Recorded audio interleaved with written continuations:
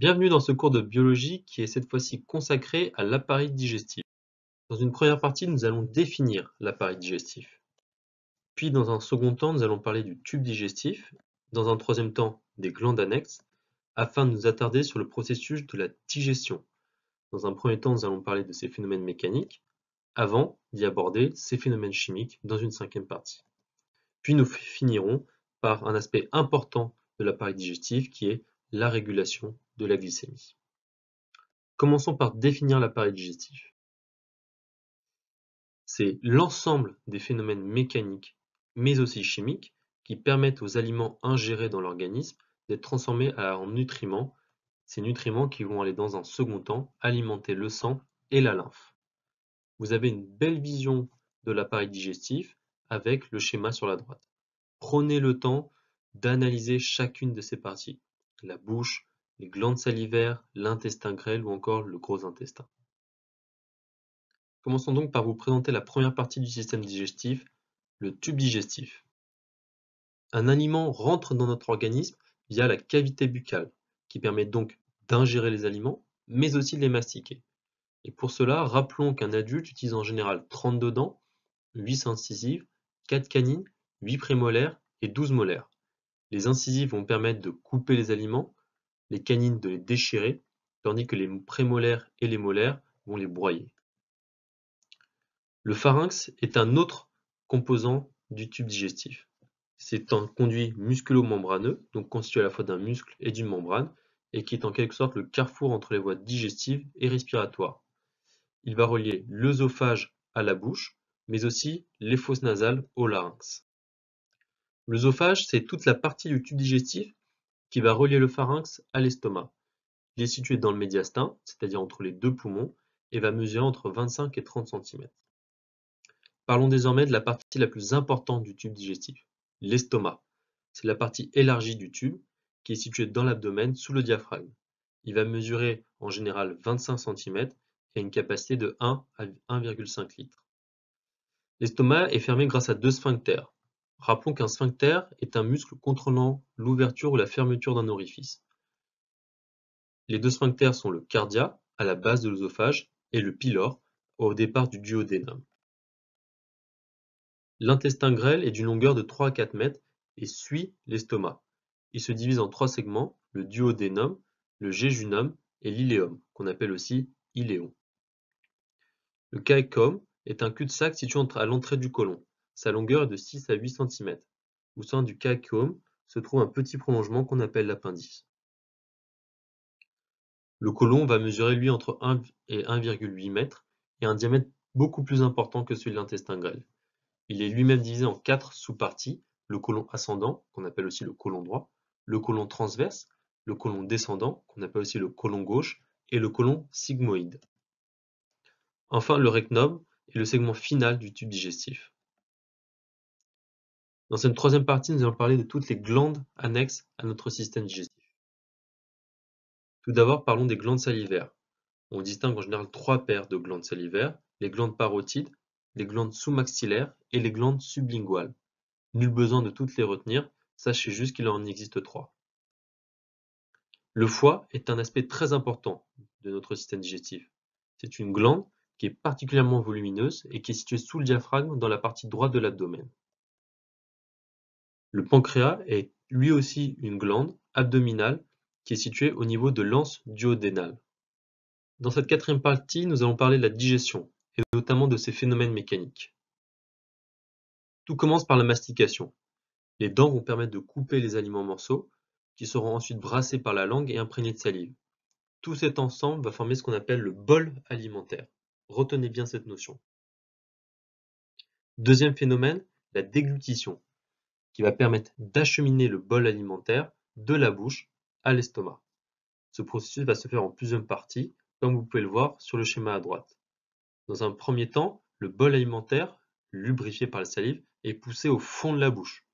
Ensuite, la luette, cette partie au fond de la bouche se soulève, bouchant l'entrée aux fosses nasales.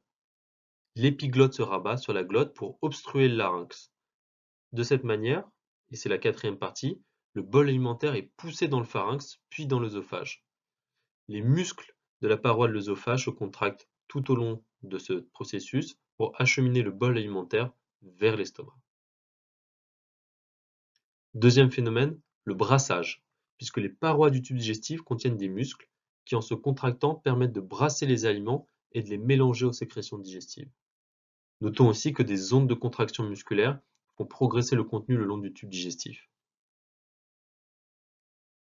Maintenant, nous allons nous attaquer au phénomène chimique de la digestion, et c'est ce qui forme notre cinquième partie. Avant de définir tous les phénomènes chimiques en tant que tels, définissons ce qu'est une sécrétion exocrine. On dit qu'il y a une sécrétion exocrine lorsque la substance produite est libérée à l'extérieur du corps ou à la surface d'une muqueuse. Toutes les sécrétions digestives sont exocrines. On en dénombre 3. La première, c'est la salive, qui est sécrétée par 3 paires de glandes salivaires. Si on allie mastication et salive, on crée le bol alimentaire. Deuxième sécrétion, la bile, qui est produite par le foie et stockée dans la vésicule biliaire. Son rôle va être de faciliter la digestion du lipide une fois déversé dans le duodénum. Troisième type de sécrétion digestive, les sucs gastriques, produits par l'estomac, les sucs intestinaux, produits par l'intestin grêle, et les sucs pancréatiques, produits par le pancréas. Lorsqu'ils libèrent des enzymes digestives, ils permettent aux molécules contenues dans un aliment de libérer leurs nutriments. Lorsqu'on dégrade certaines substances dans le système digestif, on en libère ainsi les nutriments. C'est ce qu'on appelle la simplification moléculaire. Ainsi, la salive va permettre de dégrader l'amidon. Les sucs gastriques vont permettre de dégrader certains lipides et de dégrader les protéines. Les sucres pancréatiques permettent, eux, de dégrader les glucides, les lipides et les protéines. Il en va de même pour les sucs intestinaux qui permettent de dégrader certaines substances. Une fois que les substances ont été dégradées et que les nutriments ont été libérés, il faut encore qu'ils soient ingérés par l'organisme. C'est ce qu'on appelle l'absorption. Ainsi, c'est au niveau de l'intestin que cela se fait, puisqu'il est constitué d'une muqueuse, une muqueuse dite intestinale, qui va comporter de nombreuses villosités, c'est-à-dire comme des petits trous. Et c'est à ce niveau-là que se fait l'absorption des nutriments issus de la digestion. Ces derniers vont soit rejoindre d'un côté la circulation sanguine, soit d'un autre côté rejoindre la circulation lymphatique. Au niveau de la circulation sanguine, ce sont les sucres simples qui sont ingérés, les acides aminés, les minéraux et les vitamines hydrosolubles. Au niveau de la circulation lymphatique, on parle des acides gras, du glycérol, du cholestérol et des vitamines liposolubles. Au moment de la digestion, certains résidus alimentaires n'ont pas été ingérés. Et il faut donc qu'ils soient évacués de l'organisme. C'est ce qu'on appelle le transit intestinal. Ce qu'il faut retenir à ce niveau-là, c'est que ce sont les fibres alimentaires qui vont faciliter le transit et qui entretiennent la flore intestinale, qui vont traiter les résidus d'aliments. Attaquons désormais notre sixième et dernière partie, consacrée à la régulation de la glycémie. Ce qu'il faut comprendre et surtout retenir, c'est que les cellules ont un besoin permanent de nutriments pour survivre. Or, d'un autre côté, l'apport alimentaire est lui périodique car il se fait au moment des repas. Il faut donc que l'organisme s'adapte et stocke une partie des nutriments qui ont été ingérés en trop grande quantité après un repas. Et la régulation de la glycémie est un exemple caractéristique de cette adaptation. Qu'est-ce que la glycémie? C'est le taux de glucose dans le sang. Et ce qu'il faut surtout retenir, c'est que le glucose joue un rôle très important dans notre organisme car il va servir au fonctionnement de toutes nos cellules. Il est donc indispensable que son taux reste stable dans le temps. Ainsi, on va appeler hypoglycémie un taux de glucose trop bas et hyperglycémie un taux de glucose trop haut. Ce qu'il faut savoir aussi, c'est que c'est le pancréas qui est responsable du contrôle de notre taux de glucose et donc de la glycémie grâce à la sécrétion de 2 hormones qui sont fabriquées dans ce qu'on appelle les îlots de Langerhans. Lorsqu'on vient de finir de manger, le glucose est absorbé et va passer directement dans notre sang, ce qui va provoquer une hausse de notre taux de glucose et donc de notre glycémie. Mais le pancréas va compenser cette hausse en sécrétant de l'insuline, qui est une hormone, et qui va permettre de faire baisser notre glycémie. En effet, l'insuline, cette hormone, va permettre à la fois de faire pénétrer le glucose directement dans le sang, va permettre aux cellules d'utiliser le glucose, et surtout va permettre de stocker le glucose dans le foie et les muscles, sous forme de ce qu'on appelle le glycogène, et enfin de stocker le glucose dans les tissus adipeux, c'est-à-dire les tissus gras, sous forme de ce qu'on appelle des triglycérides. On dit, d'une manière générale, que l'insuline est une hormone hypoglycémiante car elle va permettre de faire baisser le taux de glucose dans le sang et donc la glycémie. A l'inverse, entre deux repas, notre taux de glucose dans le sang va progressivement diminuer, puisque les cellules vont utiliser ce glucose pour fonctionner. Et c'est à ce moment-là que le pancréas va sécréter une autre hormone qu'on appelle le glucagon. Et ce glucagon, il va faire remonter notre taux de glucose et la glycémie. Une dernière remarque pour finir notre chapitre, le glycogène qui est stocké dans les muscles constitue une réserve qu'on appelle personnelle, c'est-à-dire qu'il est seulement utilisé pour les muscles. Et à l'inverse, c'est le glycogène qui est stocké dans le foie qui est utilisé pour approvisionner le sang en glucose. Voici un schéma récapitulatif du système digestif. Prenez le temps de l'étudier.